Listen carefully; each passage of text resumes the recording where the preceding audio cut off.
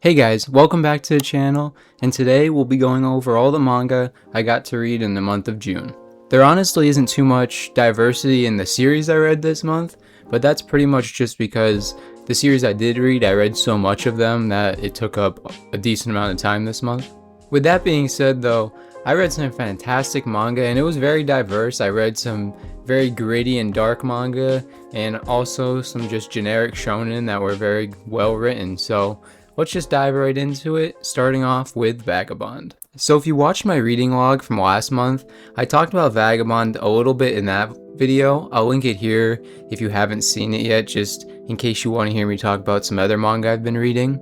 But in that video, I read the first 27 volumes of Vagabond, and I told you guys I was going to finish it, and I did end up finishing it this month, and let me tell you, it was fantastic. I'm going to try to avoid big spoilers because it's a great series and I think everyone deserves to experience it without being spoiled to what happens in the series.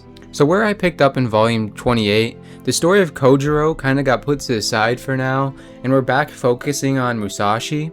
Not only that, but Inoue does something very interesting at this point in the story, where the main character, Musashi, actually visits a location he's been prior in the series. However, when he was here earlier in the series, he was weak and pretty much an untamed beast, as many people described him. But as he enters the Yoshiaka area, people are already starting to talk about Musashi because he has acclimates under his belt now. And of course, he's back for his rematch that he was promised a year ago. And I won't dive too much into this because this is really where I feel the story of Musashi as a swordsman really climax, so I don't want to spoil it for anyone that's going to read this story. But I will say I absolutely loved how it went. That the fight itself, if you know what I'm talking about, you know, but just how like there was no dialogue for most of it. It was just him and like some of his thoughts here and there, and the paneling and the art, it was just fantastic. I was completely gripped to the manga, and typically that's where like your normal manga would end, but we had a full story arc afterwards to appreciate, and honestly I think I enjoyed the following story arc even more. So after this climactic part of the story, Musashi's pretty much on the run because everyone's hunting him, so he ends up taking refuge at an inn, and it just so happens at this inn Kojiro is also there. And although they don't interact a whole ton, I love the small interactions they have where they're fighting with the twigs, and they're really not talking obviously because Kojiro can't talk, but by the end of it you really get a sense that they both not only respect each other and consider each other friends equally. And just touching on the fact that Musashi's being hunted now,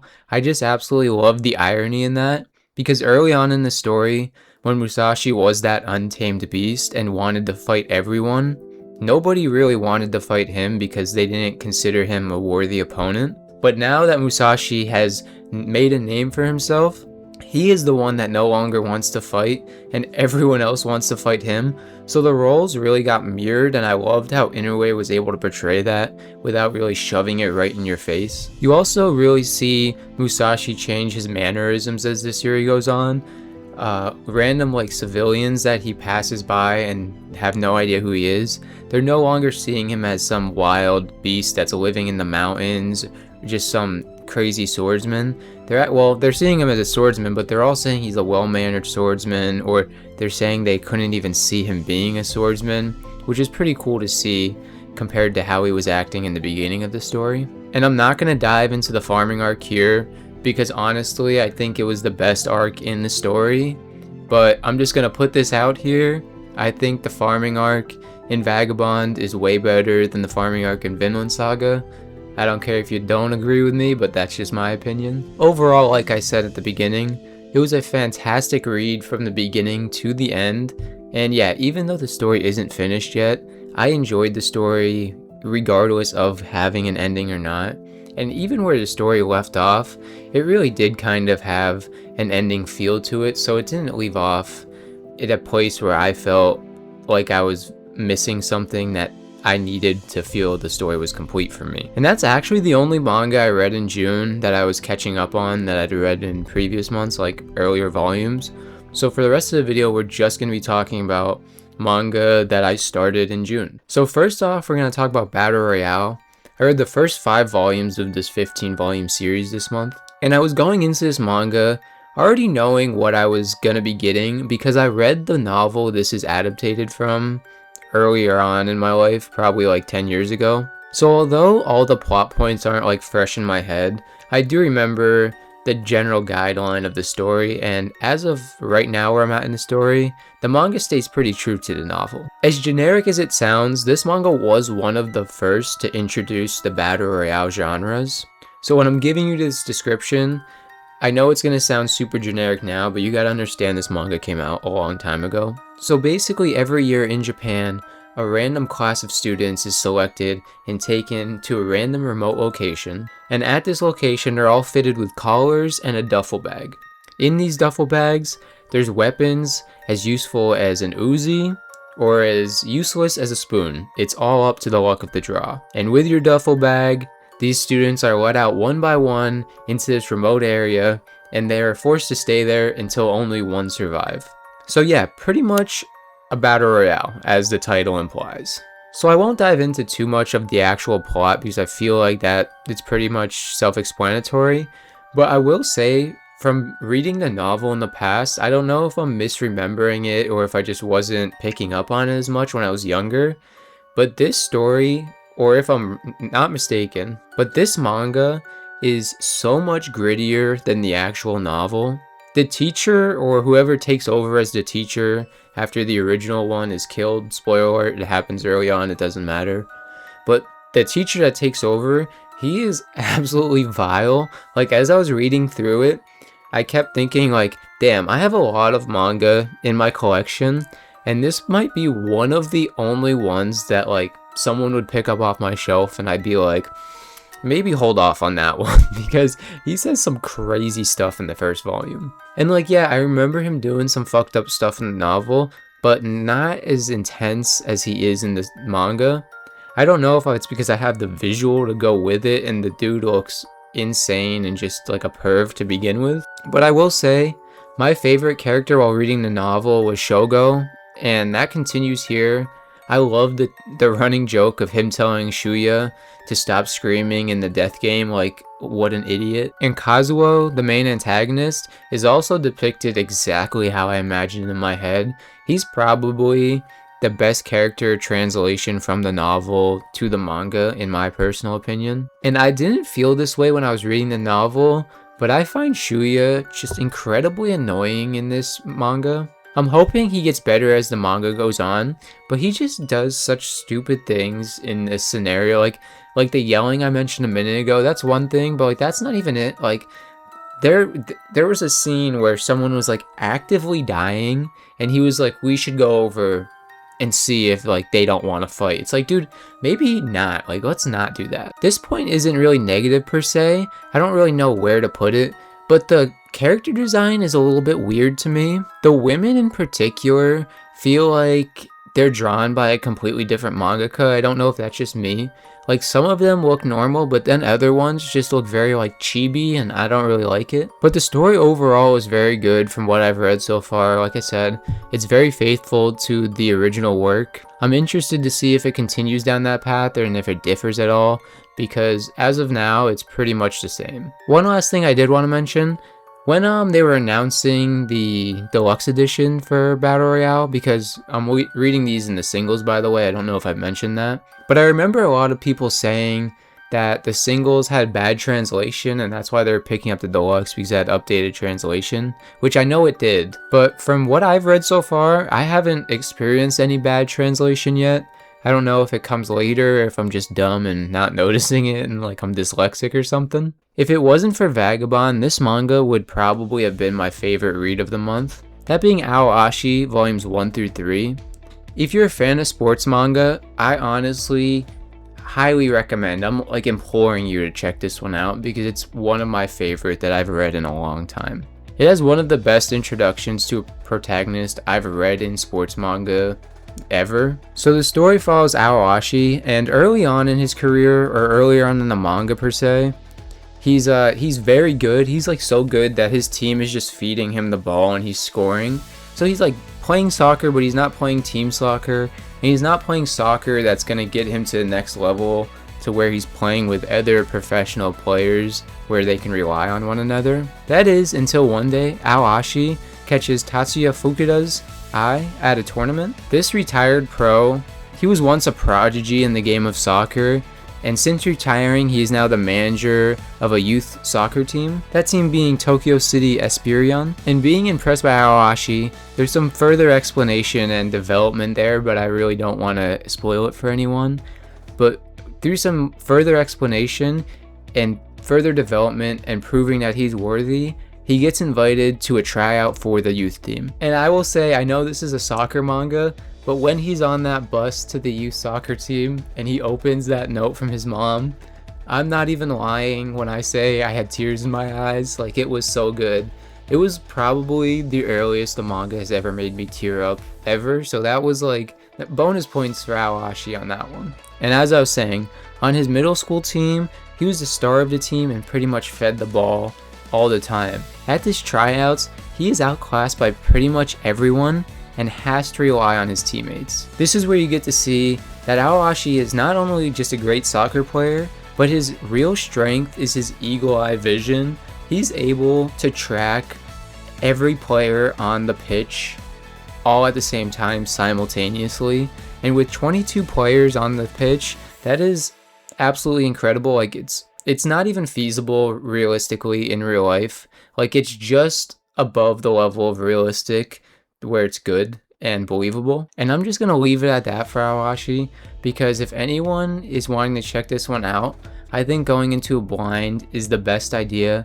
I don't think you should watch any videos on it. As someone who's planning on putting a first impression out on it, I don't even think you should watch that going into it. I think you should go into it completely blind, because it is a beautiful read. But yeah, I'm gonna keep Aoashi's explanation short, because I don't know if you picked up on it from just me explaining it for a few minutes here, but I absolutely love this manga, and I think everyone should experience it, a fan of soccer or not. Okay guys, now we're getting on to the last manga I read this month, and it's the manga that took up the most time this month and was the most time consuming. And if you've been a fan of the channel for any amount of time, you probably know what I'm talking about. Of course, it is Black Cat. This manga has been in my collection since the very beginning. I picked up the first volume of Death Note and the first volume of One Piece, and then my very next buy was Black Cat Volume 1. So up until a few years ago, I only had the first 3 volumes in my collection, and unfortunately when I went to go pick up the rest of the series, I realized it was very out of print. Not all of the volumes are out of print, I will say. Some of the earlier volumes are easier to get, but a lot of the teen volumes are a real pain in the ass. Luckily, these past few months I was able to stumble on them for a pretty good deal at a used bookstore. So I finally got the opportunity to sit down and read through the whole series physically. Going into it, I was pretty much expecting just a generic battle shonen. Not in a bad way, but I wasn't expecting anything mind-blowing. I was just expecting a good, nice chill read with some nice action, and that's pretty much what Black Cat provided at the end of the day. I am going to nitpick at it a little bit as we go into the analysis of it, if you want to call it that. So before we get into that, I do just want to say I enjoyed this manga a lot. For what I bought it for and for what it was, it filled its role perfectly. So the manga starts out introducing the 2 real main characters, being Train and Sven. These 2 work as partners, as sweepers, as a duo to collect bounties from on-the-run criminals. Train, the main protagonist of the story, was once an arranger for Kronos, an organization that we'll get into in a few seconds here. Each Kronos member had a tattoo that differentiated themselves from one another. Train had the number 13 and obtained the nickname Black Cat, hence the name of the manga, and eventually ends up leaving the organization after meeting Seiya, another sweeper. And then you have Sven, who's basically his sidekick, and he's a former police officer, and after his partner Lloyd passed away, his partner was clairvoyant and he had it like in his eyes pretty much, and when he died he ended up giving one of his eyes to Sven. So Sven is Kakashi, pretty much. But instead of receiving the Sharingan, he received the Vision Eye, and the Vision Eye allows him to see moves a few seconds ahead of time and like anticipate them coming, but it's at like a massive detriment to his body, so he can't use it constantly, so he has an eye patch on all the time. And one smart thing this mangaka does in this story is Train is overpowered. Like from the start, he really never gets into a situation that it looks like he's going to be harmed. So he was smart in making it so the sweepers to collect their bounties have to bring them in alive, so it kind of nerfs Train in a way. And I mean, this isn't really a spoiler, but they kind of always end up not getting the bounty anyways for one way or another, so it doesn't play a role in the story per se, but it stops Train just from going up to everyone and shooting them. These two are fantastic characters in my personal opinion. They're probably the highlight of the story for me. But Black Cat also has a well-rounded cast of female characters. There's a famous thief, Rinslet. She's more of a reoccurring character than a main character. She brings a unique skill set to the team from time to time, and she even has a little bit of a love interest with Train for a minute there. But overall, she doesn't really do too much for the plot. The only thing she really does for the plot is bring Train and Sven early on onto a mission that introduces them to Eve. Eve is another female main character. She actually ends up traveling with Train and Sven as the story continues, so she's more of a main character. She sticks into the story for the rest of the story. And she is an 11-year-old girl who is genetically modified and held prisoner since creation pretty much. And she's been held by a mob boss since then, pretty much being trained to be a killing machine. That is until, of course, like I was saying, Train and Sven come to arrest the mob boss, but in doing so, they release her too, and they end up taking her in. And her story and her development is probably the best overall in the story, even though Train's development is pretty good as well. But like I mentioned, Eve was sheltered her whole life, so when she first comes out, she knows nothing, so she grows like a big attachment to reading books to expand her knowledge as quickly as she can. And you really see as the story progresses, she's starting to see to the outside world, and in a kind of dark and twisted way, she's starting to see how depraved people can be and how dark and twisted and just like the bad side of the world too. Even though like she started out her life on the bad side, now that she's able to recognize it, it really hits her deep at some points. But she isn't entirely useless, because when she was genetically modified when she was born, she has these little nano machines in her body, and she's able to transform and manipulate her body into whatever she wants, really. So she can make it into a shield, she does that a lot, or like a blade, she turns her arm into a blade. And by the end of the series, she becomes pretty formidable. She's able to fight some big name opponents by the end of the series, which I honestly wasn't expecting. So with Eve joining Train and Sven, they form their own trio, and outside of that, there's another larger trio. And that trio is, of course, we have Train's group, those three, and then we have the Kronos, who Kronos is an organization who pretty much runs the world in this civilization that we're set the story in. The Kronos are honestly my biggest gripe with the story of Black Cat, because early on in the manga, the organization, it's portrayed that they are out to kill Train because of course he left the organization and he was one of their best members. So early on there's this constant threat of him being killed by the Kronos members because they're out hunting him, and they are all formidable fighters. They're all, like I said, they all have their own number, and they all wield a weapon that they have each individually mastered. And I know this is gonna sound like some hater talk here, but for the Kronos members, outside of the weapons that they use, there's not much going for them. Like character-wise, they're pretty stale. They're just guys in suits, and they use some unique weapons. I'll give them that, but outside of that, I was not a Kronos supporter at all. And then we have the Apostles of the Star, who are led by Creed, and he is also a former Kronos member who has left, so like, I don't know what they're doing. Obviously, their job retention is terrible there.